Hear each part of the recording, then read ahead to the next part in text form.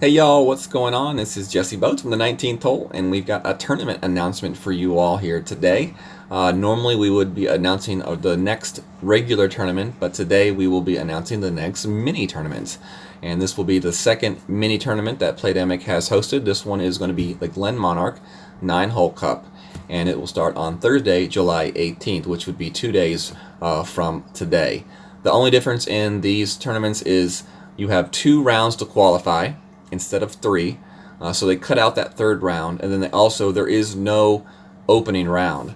So you go straight from qualification to the weekend round, which will be held on Saturday only. So you have 24 hours to finish your weekend round. There is no Saturday, Sunday, just on Saturday. But you only play 9 holes instead of the regular 18 holes on a weekend that you normally would play in a regular tournament, hence the mini tournament. So in the mini tournament, you have 2 rookie divisions, which is definitely something different than we see in the regular tournament. You have a beginner level rookie and then the regular rookie level. In the rookie level, the regular one, you have levels 1, 2, and 3. All will compete in the same brackets. And then for the beginner level, that will be for those that have just started the account and have not upgraded out of the beginner level yet. So if you promoted out of the beginner to level 1, then you will be in the actual rookie level tournament. The other divisions are the same as normal: pro, expert, and masters. As you can see, the prizes are a little bit less than you see, well, a lot less than you see in the regular tournaments. That's because you don't have to quite devote as much time to these tournaments. You can technically play this tournament in 18 holes, 9 for qualification and 9 for the weekend round. If you do decide to try to qualify, on the second day and practice on the first day, that is definitely optional. But you could technically play this whole tournament in 18 holes.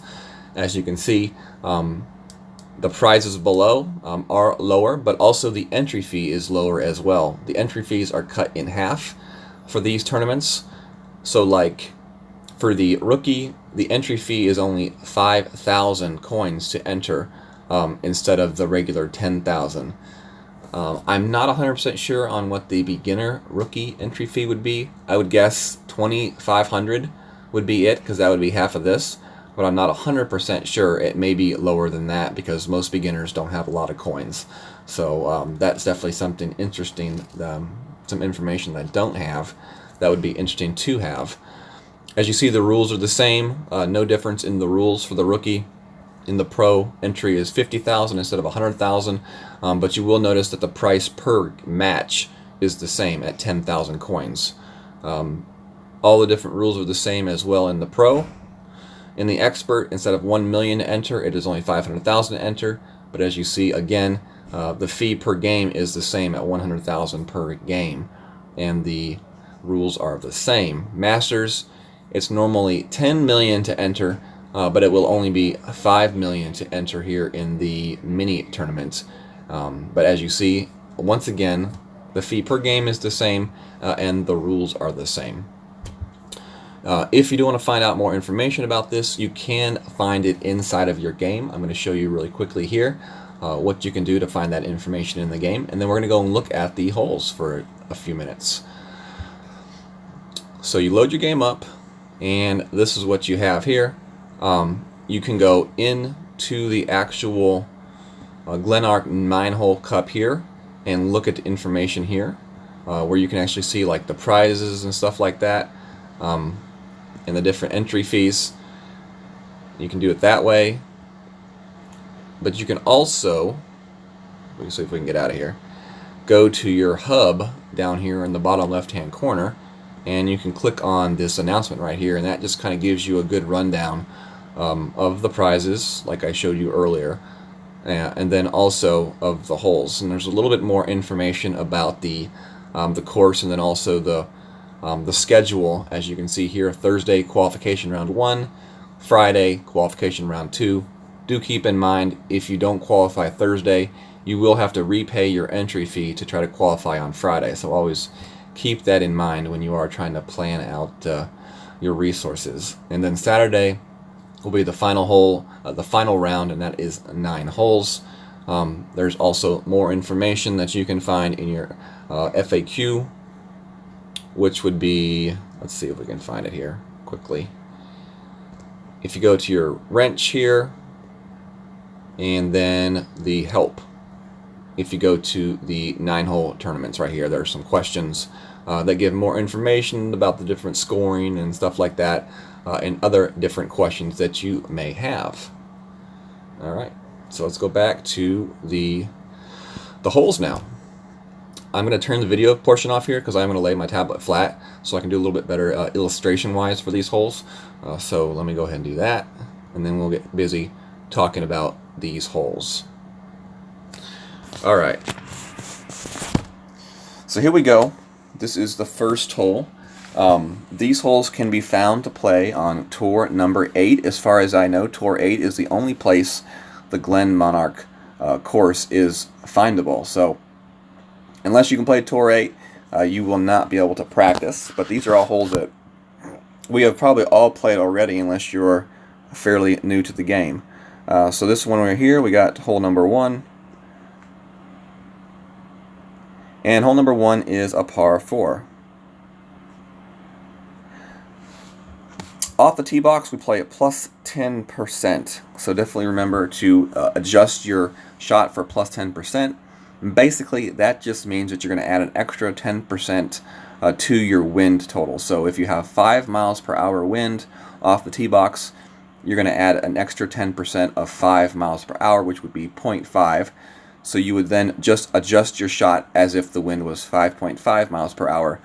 And that's all you have to do when I'm talking about adjusting for elevation. So off the tee box, we got plus 10%. Different, this hole will be played differently depending on what division you are in. If you're playing in the rookie division, a lot of people will play a shot where you're landing in this zone right here, and then just trying to bounce your shot up to this spot for a short little thorn chip to the hole. That's definitely a way to play this hole. If you do have higher level clubs in the rookie, there's definitely a possible way to play to the left side, where you're bouncing off of this fairway section with a lot of topspin and trying to hit basically in that rough and then roll out towards the hole. That is an option. I would definitely say that's more an advanced option to play, and you'll see most people playing the shot from the right hand side and not going to that left hand side. So let's just go ahead and X that part out. So for your second shot from the right hand side, you're going to actually be taking your shot uphill, so you will play a minus 10% elevation adjustment. So on the tee shot, we added to the wind. On the second shot, we're taken away from the wind because we are going uphill. That's one thing you can always remember.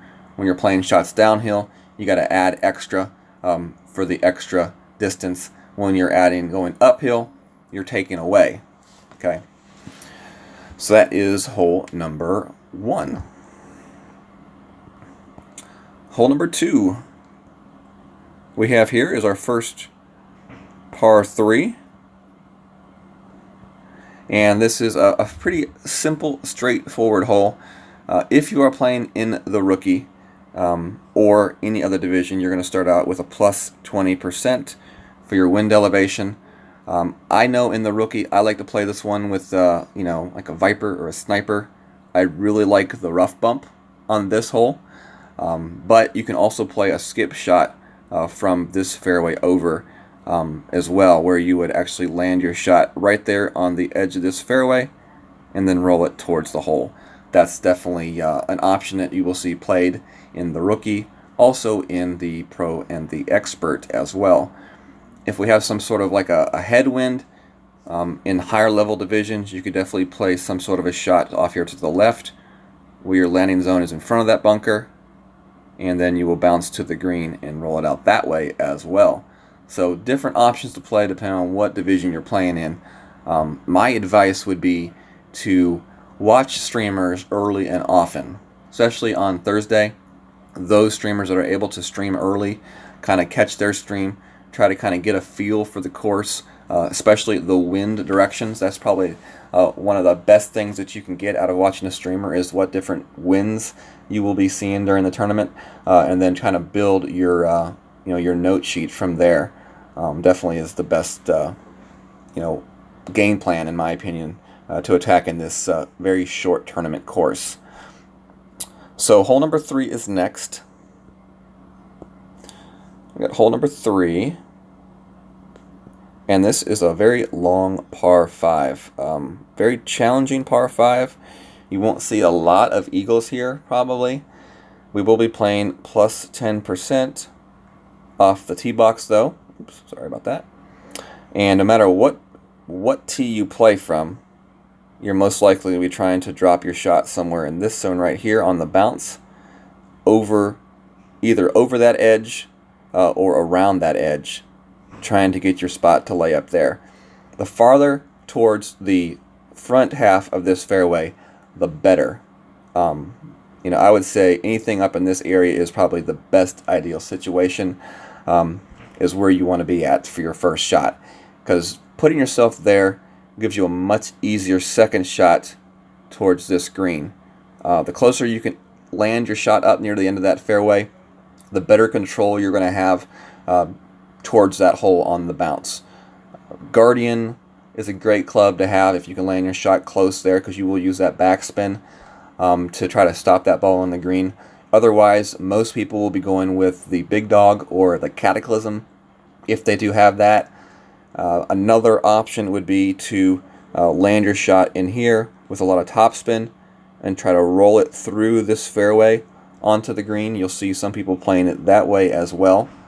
And, there may be some people that just opt to try to play the more conservative approach here, which would be just to kind of stop their shot here towards the front of that fairway, and then just with a short iron or wedge, chip it to the hole that way. That's definitely another option to play this hole. Basically what I'm trying to say is this is not an easy hole to get the eagle. So if you are able to get the eagle or find a way to get the eagle consistently, you're definitely doing a really good job on this hole. Second shot, I would play at, I probably would not play any kind of elevation change for that second shot, just right there at 0%. If you are able to take your shot up to the green, which I doubt you will be able to, then you may want to add a little bit of an adjustment for going uphill, which would be like a -5 or something like that. But I don't believe that's really going to be a scenario for the most part for anybody playing this tournament.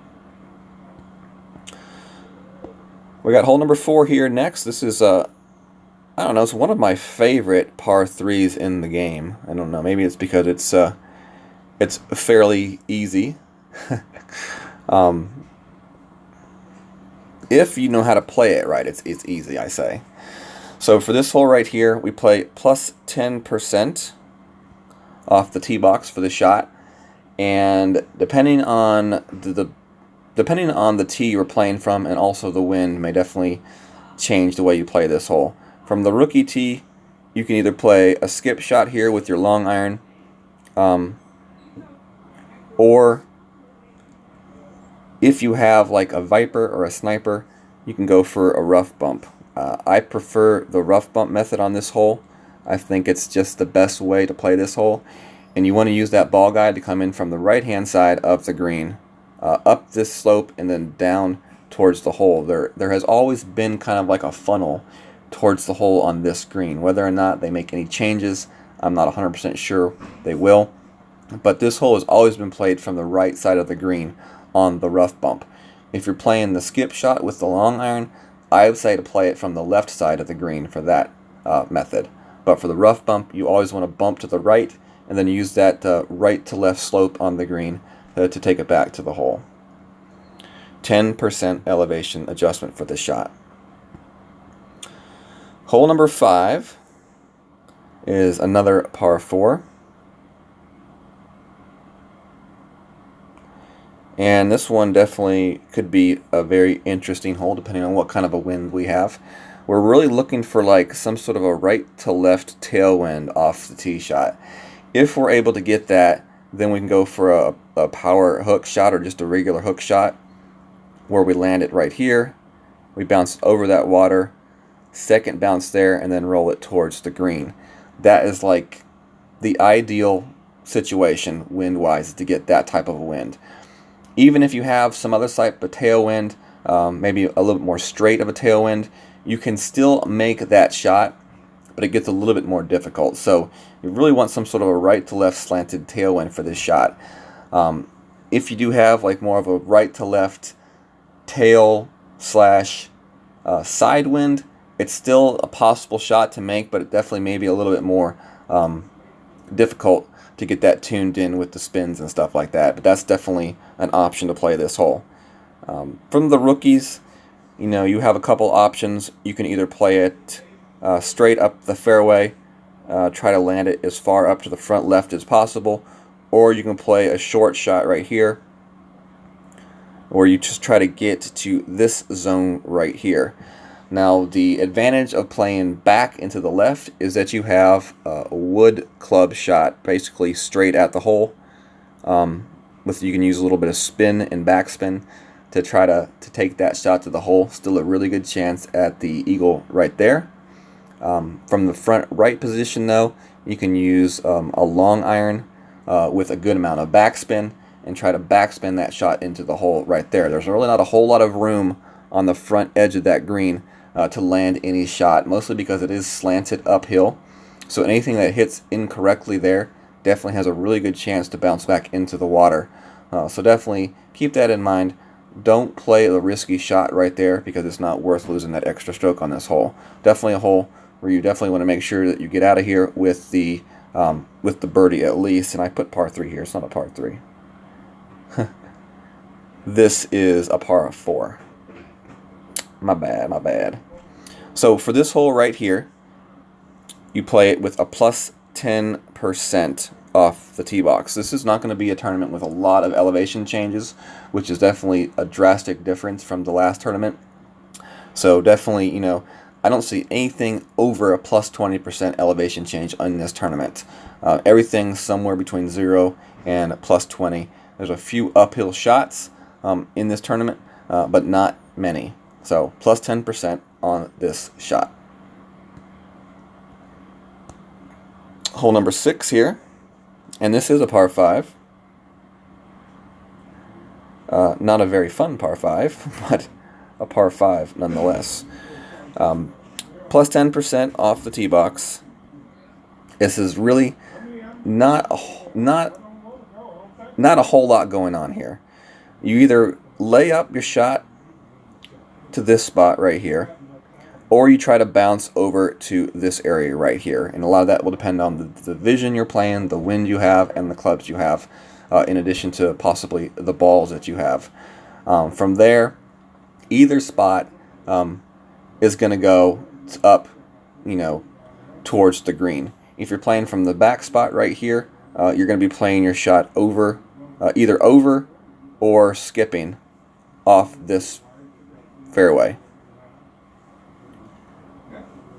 But your end spot will be right there. If we're able to play our drive up to that second fairway area, then you have a little bit more of a chance to play a curl shot to bounce the shot more towards the green and set yourself up for a wedge to short iron chip for the eagle. Otherwise, you are going to be taking your third shot from back here towards the green. And it's going to be a much longer shot to try to drop that eagle, and then in that case you'll be looking at a birdie. So the way that this hole unfolds will definitely depend a lot on the wind that we have for not only the first shot but also the second shot.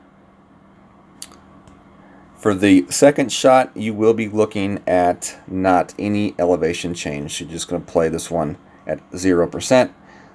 As long as you're back making that shot, not any kind of elevation change, just play that one level. Hole number 7, par 3.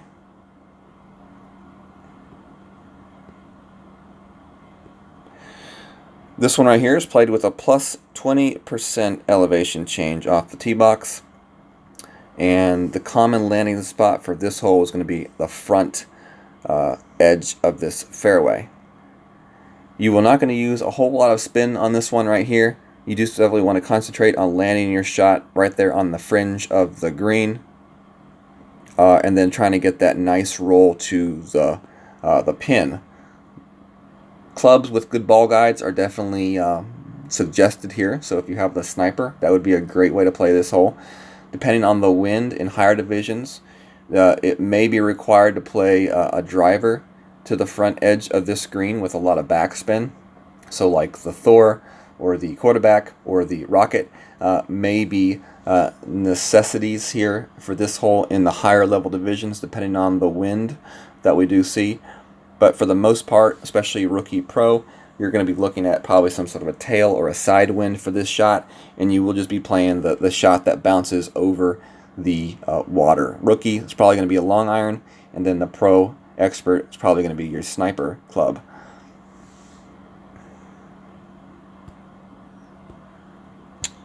Hole number 8. This is a par 4, and this would be a good chance at an eagle here. The way you can play this shot is either on this fairway where you bounce it over to this area, or you can play a shot more to the left and try to bounce it farther up this way. That's going to be played for the lower, like rookie and the pro. Each of those shots is going to leave you a thorn shot or hornet shot to the hole. I would probably recommend the thorn here for this shot, and you'll be landing each of those shots on these front edges of the green. For the tee shot, it's a plus 10% for your elevation change, and for your second shot, I don't know that I would play it at any kind of an elevation adjustment, but if it is anything, it may be a slight downhill shot for that second shot elevation. Now, if you are playing in higher level divisions with higher level winds, clubs, and balls, there is definitely the option to play the power curl shot, where you could possibly bounce in that area right there and get a good kick off the rough and then roll it towards the green. Definitely going to be a very wind dependent shot though, but it's still something to keep in mind. If we get a nice tailwind at our backs, it's something that you definitely possibly do. You will see some people try to get their shots more up into this zone right here as well, if they can land it farther up here, and that will set them up with a really easy chip towards the hole. That's definitely a flat spot right there. If you're playing from there, it will definitely be 0% elevation, and definitely gives you a really good chance of dropping the eagle if you can get your shot to that location. Our last and final hole is hole number 9, and it is a par 5. This is a tough par 5 to end with. Both of the par 5s on this course are tough holes, which I have no issue with. Plus 10%, could be a little bit more than that, will be the way to play this hole, and we're looking to play our shot into this area right here, bouncing over the water, skipping just past the rough, and then laying up here in that zone right there. This is more for like the rookie, I would say. From there, you're looking for a big dog. You definitely want to have a power ball here. You want to take your shot over this, bouncing with topspin. You may have a double bounce there, but you definitely want to try to roll your shot towards the hole. Some people may be able to bounce over that rough initially. Some people may have to go for like a double bounce right there. You want to try to get up as close as you can to the green here on this shot, because any kind of a chip in this area of the fairway is a little bit tougher. It is an elevated green, so if you can get up on the green or along the fringe of the green, that is the best way to play this hole. But definitely you will be using your big dog most likely, and you will need to use topspin. It's just about figuring out that perfect amount of topspin with whatever type of wind that we have. So if you have a good tailwind, you're not going to use as much topspin. If you have a side wind or headwind, you will need to use more topspin. But you really have to pay attention to that ball guide and the location of where that bounce is going to be at. If we're playing this one in a little bit higher level divisions, there's definitely that opportunity to go for a power curl shot on this hole. I've seen people play this hole where they are able to get their drive up into that zone right there, and from there it's a very easy shot towards the green. Otherwise, you can play just kind of a regular based curl shot here, where you skip and then you're trying to get your shot just to roll a little bit farther to the left, as opposed to that straight shot that puts you over to the right.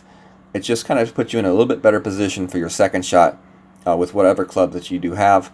Higher level divisions, you could possibly get away with a sniper if you get up far enough up that fairway. Guardian could definitely be a possibility, although the Guardian lacks topspin.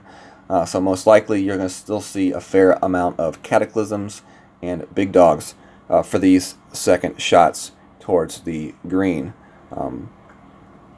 Trying to land your shot somewhere right in there on your second shot with some backspin is the best way to play this hole, if you can kind of figure it out. It's definitely I can't stress it enough, it's very wind dependent, depending on what you can do and what you can't do. So one of those things, we'll really have to wait until we see what kind of winds we have on Thursday, and then we kind of attack it a little bit more from there. But those are definitely the routes and some of the elevation changes that you will see in this tournament. I do plan on putting out some guide videos hopefully on Thursday. Most likely for sure a rookie, maybe a pro as well, but we will see. A lot of it will depend also on what other information they come out with this week as far as the next regular tournament. As always, my attention's always going to be on more of the main tournaments, but definitely wanted to put out something for you all for this mini tournament to kind of get you all thinking in the right direction. Appreciate y'all. Thank you very much. Check us out on Golf Clash the 19th Hole on Facebook if you haven't already done so. Make sure to hit that thumbs up and subscribe to the channel if you haven't done that yet either. Also, check out my friend Gio Viviani at his Golf Clash channel, Golf Clash Italy. If you search Golf Clash Italy, that is where you will find Mr. Gio Viviani. So definitely check him out when you get a spare moment as well. All right, y'all, take care. Have a good day. God bless.